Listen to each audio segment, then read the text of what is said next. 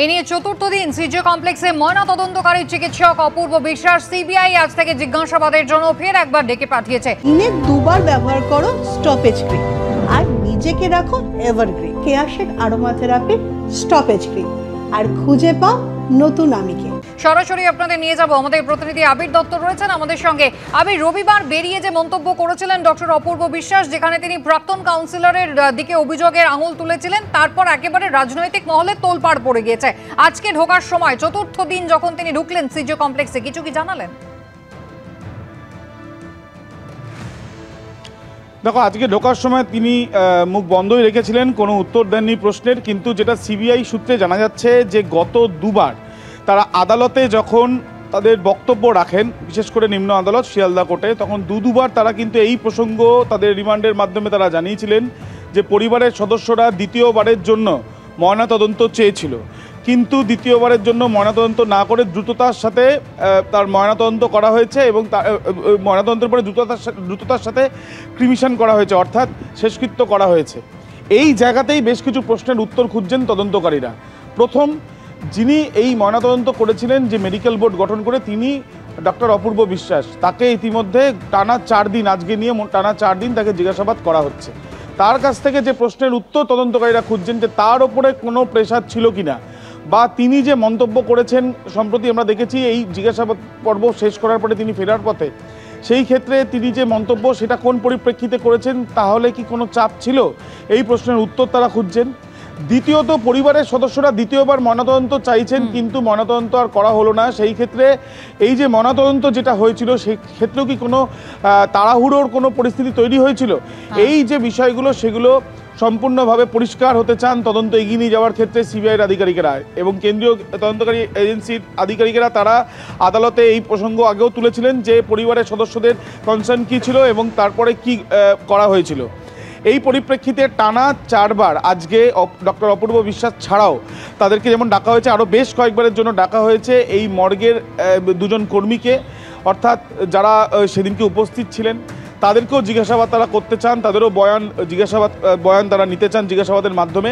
এবং এই সম্পূর্ণ বিষয়টি তারা করছেন এই একটাই কারণে, যাতে ময়নাতদন্তের ক্ষেত্রে কোনো স্বচ্ছতা ছিল কি না সেটা নিশ্চিত যাতে হওয়া যায় সেই বিষয় নিয়ে। যদি স্বচ্ছতা না থেকে থাকে, তাহলে কার কারণে স্বচ্ছতা ছিল না, এই বিষয়গুলো তারা নিশ্চিত হতে চান এবং সেই জন্যই এই জিজ্ঞাসাবাদ বলে সিবিআই সূত্রে খবর। আবির, ধন্যবাদ। ডক্টর অপূর্ব বিশ্বাস রবিবার বেরিয়ে এসে কি মন্তব্য করেছিলেন? তিনি বলেছিলেন, একজন প্রাক্তন কাউন্সিলর বলেছিলেন যে দ্রুত এবং সেই দিনের মধ্যেই যদি ময়নাতদন্ত না হয় তাহলে রক্তগঙ্গা বইয়ে দেবেন। শুনুন। পোস্টমর্টম করার জন্য মেয়ের কাকা পরিচয় একজন ছিল, যে বলেছিল ওই দিনকে পোস্টমর্টম না হলে রক্তগঙ্গা বইয়ে দেবে। বাড়ির লোককে বলেছিল তাড়াতাড়ি করতে, পেপার আসার জন্য দেরি হওয়ার জন্য পোস্টমর্টম একটু দেরি হয়েছিল। বাড়ির লোক থেকে প্রেসার করা হয়েছিল ওই দিন পিএম না হলে রক্তগঙ্গা বয়ে যাবে। এক্স কাউন্সিলর বলে একজন কেউ ছিলেন, নাম বলতে পারবো না।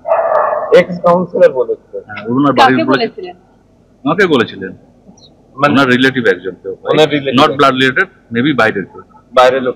আচ্ছা, বলেছিলেন পোস্টমর্টম ওই দিনই করতে হবে, ওই দিনই করতে হবে, ওই দিনই করতে হবে। মানে উনি কি এখানকার না ওই ওনাদের বাড়ির? ওনাদের বাড়ির ওখানকার এক্স কাউন্সিলর। ঠিক আছে, থ্যাংক ইউ। প্রাক্তন কাউন্সিলর সঞ্জীব মুখোপাধ্যায়, যার নাম এরপরে সামনে এলো, তিনি কিন্তু স্পষ্টই জানালেন ডক্টর অপূর্ব বিশ্বাসকে তিনি চেনেনই না। এই ভদ্রলোক কেন বললেন ওনাকে আমি দেখিনি বা চিনি না, এই ভদ্রলোক যে নিজে পোস্টমর্টম করবেন সেটাও তো আমি জানি না। এটা তো সরকারি পলিসি, ওখানে স্বাস্থ্য দপ্তরের হবে। আর একটা হচ্ছে যে পোস্টমর্টমের জন্য যে আবেদন যেটা হয়েছে সেটা স্টুডেন্টরা করেছেন, তাদের একটা দাবি নিয়ে, সেটা আমরা জানি, দেখেছি।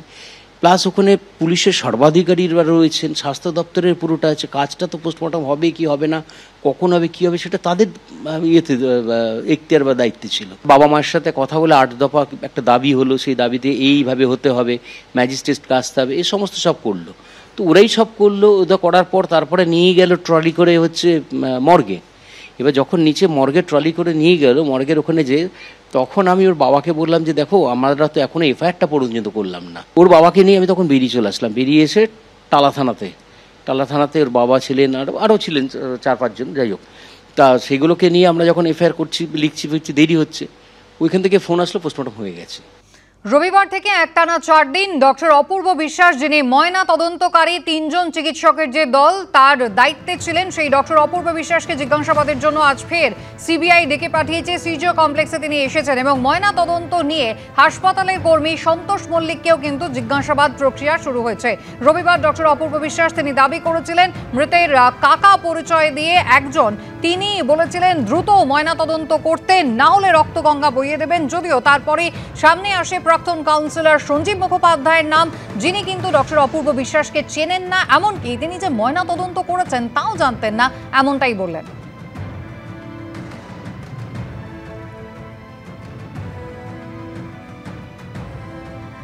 নির্যাতিতার মা বাবা তারা কিন্তু স্পষ্টই জানিয়েছিলেন যে কোনো রকম চাপ তারা দেননি এবং দ্রুততার কথাও কিন্তু তারা একেবারেই বলেননি। কি বলেছিলেন নির্যাতিতার মা বাবা, শোনাবো।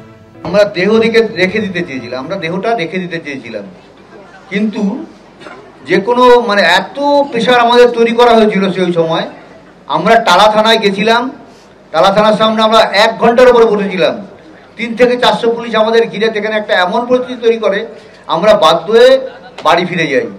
বাড়িতে গিয়ে দেখি 3 থেকে 400 পুলিশ আমার বাড়ির সামনে ব্যারিকেড করে দাঁড়িয়ে আছে। কিন্তু এই মতো অবস্থায় আমাদের আর কোনো কিছু করার ছিল না, বাধ্য হয়ে আমরা মেয়ের দেহ দাহ করতে বাধ্য হই। কিন্তু এখানেও একটা আমার প্রশ্ন, আমার মেয়ে আজকে সেদিন মারা গেছে, শ্মশানের যে খরচ, সেই খরচটা ফ্রি করে দিয়েছে কারা? আমরা জানতে পারিনি কিন্তু আজ পর্যন্ত কেন করা হয়েছে।